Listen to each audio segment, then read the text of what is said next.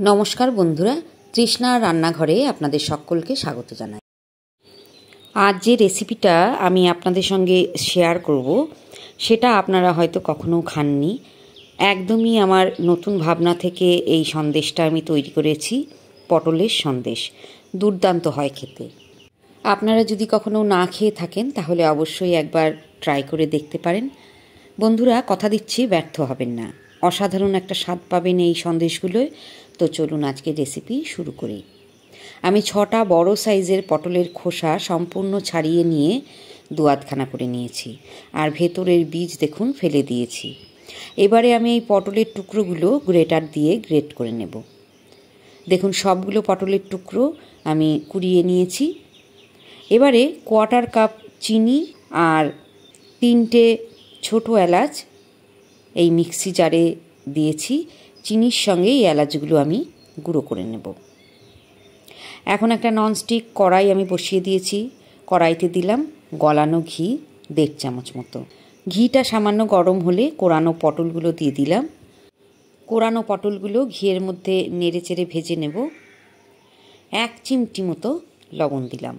মিষ্টি খাবারে একটু লবণ দিলে স্বাদ বেড়ে যায়, আর তাছাড়াও পটলগুলো একটু নরম হয়ে যাবে।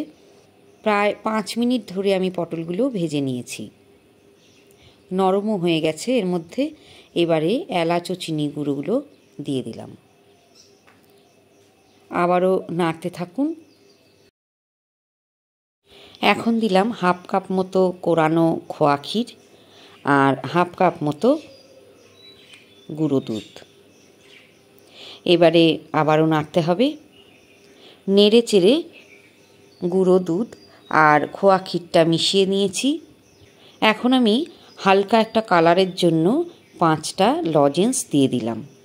আমার কাছে সবুজ ফুড কালার এই মুহূর্তে ছিল না, তাই লজেন্সগুলোই ব্যবহার করছি। আপনাদের কাছে যদি ফুড কালার থাকে তাহলে সবুজ রঙের ফুড কালার 1 ড্রপ দিয়ে দেবেন। আর সেই সঙ্গে আমি দিয়েছি আরও 1/2 কাপ গুঁড়ো দুধ। এবারে আঁচটা কমিয়ে দিয়ে খুব ভালো করে জাল করে নিতে হবে যাতে পাক চলে আসে।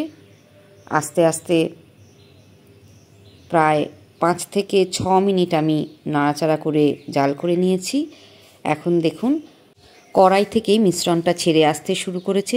যখনই দেখবেন কড়াই থেকে মিশ্রণটা আলাদা হয়ে যাচ্ছে তখনই বুঝবেন যে পাক হয়ে গেছে এবং সন্দেশ তৈরির জন্য রেডি। এবারে একটা প্লেটের ওপর আমি আগে থেকেই ঘি মাখিয়ে রেখেছিলাম। এখন এর ওপর চৌকো করে মিশ্রণটা বিছিয়ে দিচ্ছি।